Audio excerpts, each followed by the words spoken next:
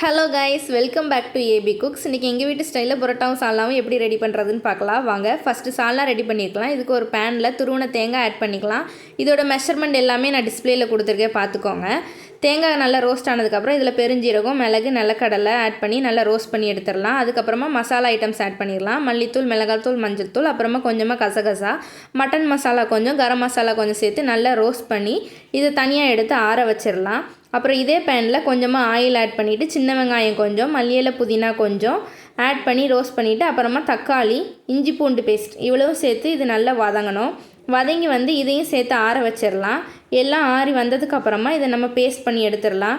அப்புறமா ஒரு குக்கரில் ஆயில் ஊற்றி அதில் ஸ்பைசஸ் எல்லாம் ஆட் பண்ணிவிட்டு கருவேப்பிலை கொஞ்சம் ஆட் பண்ணிக்கலாம். இதோட அளவுமே நான் டிஸ்பிளேயில் கொடுத்துருக்கேன், பார்த்துக்கோங்க.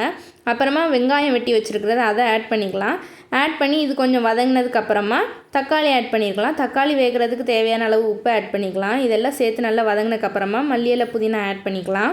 இதுக்கப்புறமா நம்ம அரைச்சி வச்சுருக்கிற பேஸ்ட்டையும் இதில் ஆட் பண்ணி கொஞ்சமாக தண்ணி ஊற்றி இதை நல்லா கொதிக்க விடலாம்.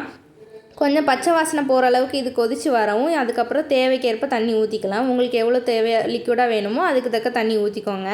இந்த மாதிரி எங்களுக்கு இருந்துச்சு. ஃபைனலாக இதோட அவுட்புட் இப்படி தான் இருந்துச்சு.